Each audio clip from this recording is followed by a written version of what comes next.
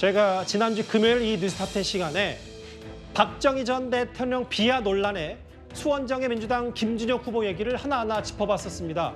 이번에는 그런데 과거의 또 다른 유튜브 발언이 논란을 빚고 있습니다. 네, 저 한신대 교수 김준혁입니다. 이재명에 보낸 정도의 편지 쓴 저자입니다. 그러게 제가 봤는데 재밌게 말씀드리죠. 네, 예. 김준혁이라는 사람이 했던 정말 입에 담지 못할 쓰레기 같은 말들에 대해서 얘기했다고 제가 쓰레기 같다고 말해가지고 저를 비난하던데요.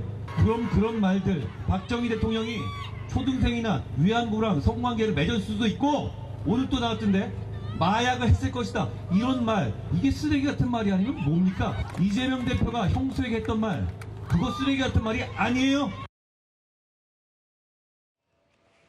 공천 과정에서도 뭐 친명 논란이 있었던 걸로 기억하는 이제 김준혁 후보 얘기를 지금부터 해볼 텐데 제가 김준혁 후보 관련해서 뉴스탑10에서 짚을 때마다 제가 그래픽을 다 읽는 게 무슨 의미가 있을까 하는 정도로 꽤 유튜브에서 거친 말들을 많이 했더라고요. 그 강전혜 변호사님. 네. 지난주에는 이제 박정희 전 대통령이 과거에 뭐 위안부 뭐 이런저런 네. 그 성관계 얘기를 언급했었던 그것도 부적절하지 않냐는 비판이 있었는데 오늘 새롭게 나온 얘기는 여대생 성상납 얘기를 꺼냈어요. 어떻게 들으셨어요?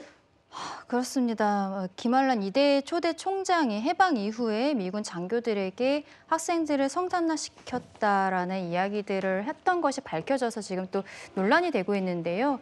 이분이 역사학자라고 본인을 소개하는 것으로 알고 있는데 어떠한 역사관을 가진 어떠한 역사학자인지 모르겠습니다.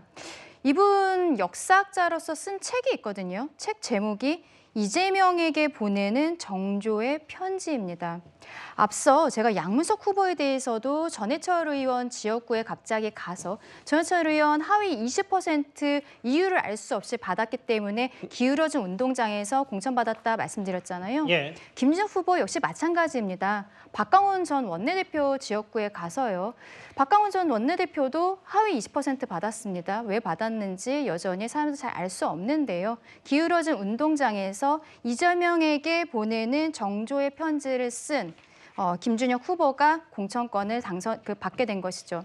저는 여기에 있어서 김준혁 후보 이러한저런 이야기들 많았다는 거 조금만 검색해도 다 알 수 있었다라고 생각을 합니다. 민주당에서의 검증의 부실함을 여기서 절실히 드러나고 있다라고 생각을 하는데요. 말씀드린 것처럼 김준혁 후보라든지 양문석 후보 이런 사람들에 대해서 왜 선택적 검증이 있었던 것인가? 왜 친명 인사들에게는 검증이 제대로 이루어지지 않았던 것인가? 여기에 대해서 이번 총선이 끝난다고 해도 한번 총선 백서하면서 깊이 들여다봐야 될 것 같습니다. 다만 이제 뭐 친명 후보들의 검증 부분에 대한 부실 의혹은 짚을 수 있는데 이제 강전혜 변호사 말씀하셨던 것처럼 어쨌든 경선 과정도 민주당 얘기 제대로 된 당원들 표심을 모았고 그런 경선 과정이 시스템으로 이루어졌기 때문에 민주당은 그런 얘기를 하고 있다. 이건 제가 부연 설명을 할게요. 여대생 성상납 시켰다. 이게 아무리 유튜브라도 이 말이 적절한가에 대해서 오늘 여당이 또 한번 십자포화를 퍼부었는데 아예 이런 일까지 벌어졌어요. 저 조기현 부위원장님. 다음 화면을 보겠습니다. 박정희 전 대통령 관련해서 이번에는 아예 그 본인이 블로그에 이게 친일 행적엔 언급 없고 김준혁 후보 발언만 문제 삼았다고 했는데 오늘 박정희 전 대통령 유족이 아예 김준혁 후보를 고소했습니다. 어떻게 보셨어요? 굉장히 모욕감을 느낄 만한 발언들은 분명합니다. 유족들로서는요.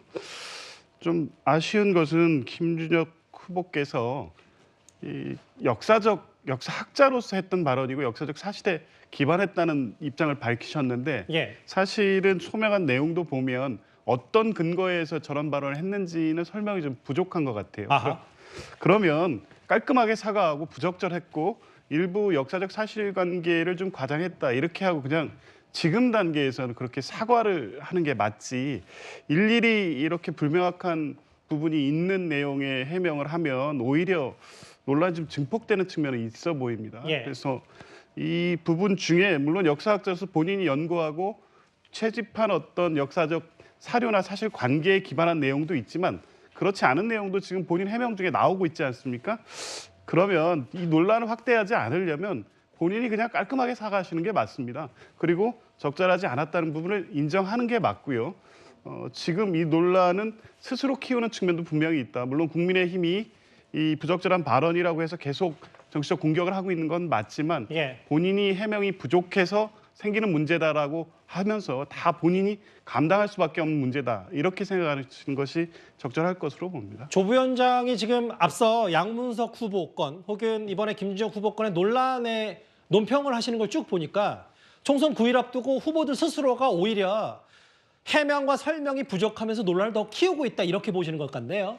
그렇습니다. 아까 뭐 양문석 그 후보건도 그렇고요. 그 차라리 아까 우리 성치훈 부위원장 얘기했던 것처럼 초기에 편법에 대해서 논란을 불식시킬 수 있는 기회와 시간이 있었음에도 불구하고 언론을 통해서 제기되는 논란에 대해서 수습하고 추가 해명하고 이런 과정에서 지금 더 논란이 증폭되는 측면이 분명히 있습니다. 예. 분명하게 사과하고 분명하게 소명을 해서 여론을 통해서 설득하는 노력을 했어야 되는데 오히려 이제 큰 소리를 치거나 내가 정당했다는 얘기를 하는 것이 지금 국면을 전환시킬 수 있는데 크게 도움이 되지 않는 것 같아서 안타깝다는 말씀입니다.